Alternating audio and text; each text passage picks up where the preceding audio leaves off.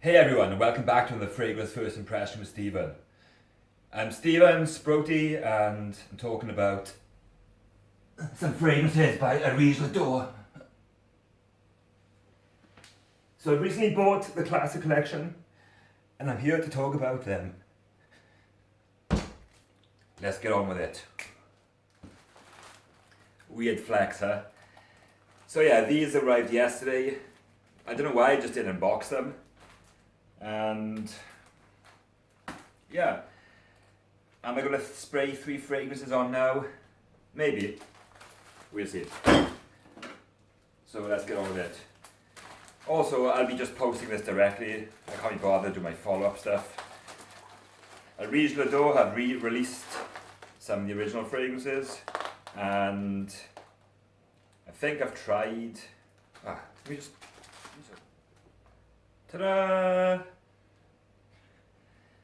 So yeah, these were initially part of the first and second collection, I believe. I've tried Ottoman Empire back in 2017. I also had a decant of Zhen, and I've never tried Russian Musk, but I did have a decant of Siberian Musk, I think, and that was the 2017 release. So I think Russian Musk has been compared to Siberian Musk. It was meant to be a bit of a continuation or something. So I've never tried the original on this. So yeah, first impressions.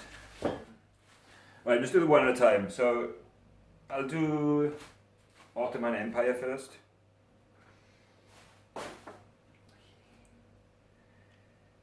Very nice bottles here, wow. It looks really cool. Yeah, that's pretty awesome. And apparently the sprayers are really good in these too. And I do a single spray of each one. He sprays it twice. Woo! Jesus Christ, that's strong. Right, give this a little bit of dance.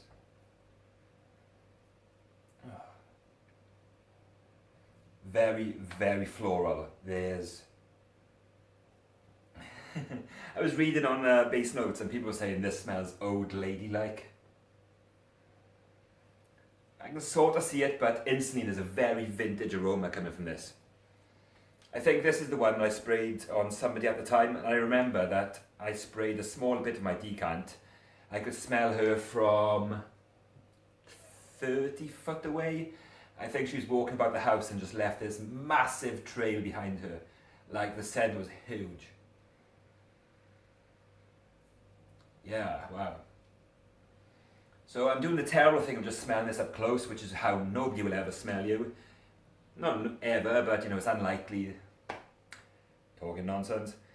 The majority of the time people will smell you in the air as opposed to like right up like that. So yeah, first impressions is this is very powerful. It's rather feminine. Comes off quite floral. Which florals, I couldn't actually identify them. And it has a very vintage-esque type of smell. Rightio, so now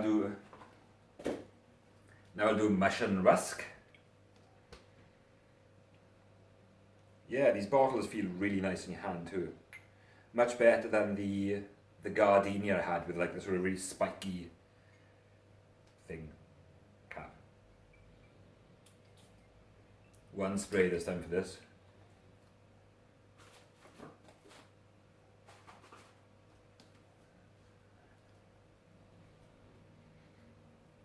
So I think this is a very green, coniferous, kind of piney scent.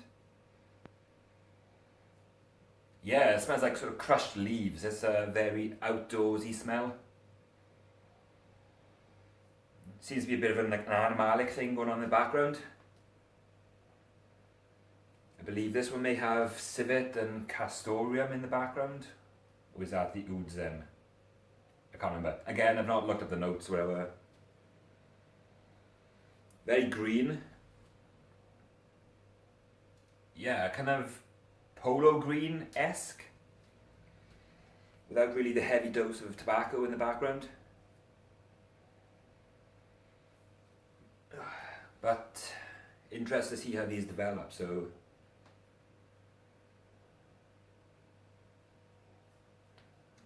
there's that.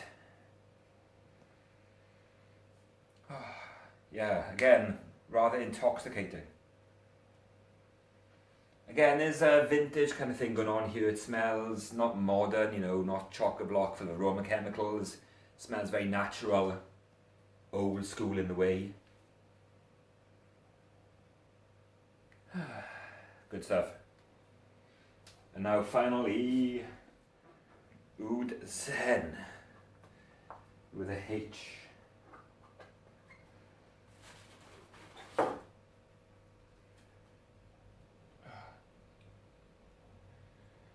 Really like these bottles, they feel so nice in your hand.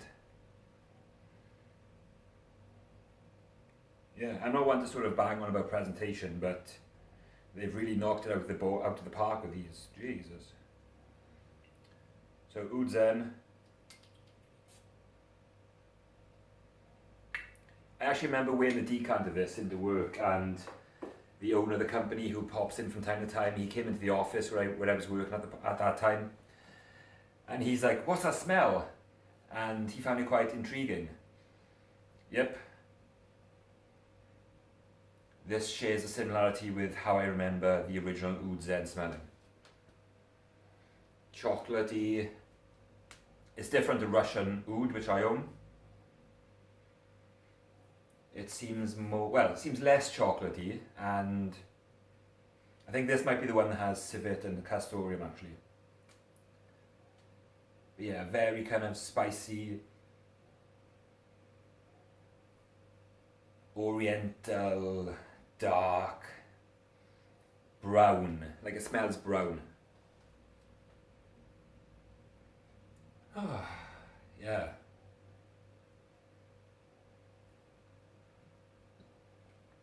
So I may have been crazy buying these three, but basically I figured that if I didn't really like them, I can sell them at the same price that I bought them, so it's not really taking a loss. And if I do like them, then that's what, $900 spent. Oh dear. Woo! Yeah. I'm getting civet from here actually, because I think civet has, I know civet has this kind of, how can I describe it? Like a flowery, powdery kind of smell. Civet people think is Uranus, however that's not true. Civet is quite, not delicate, but it's not a real in your face. Oh, should have done that. I kind of fell yesterday on my bike and really fucking hurt my hand. Civet is actually quite gentle. Ah, yeah, that's good. So yeah, quick first impressions. Right, yeah, the Russian Musk now is really green, really green.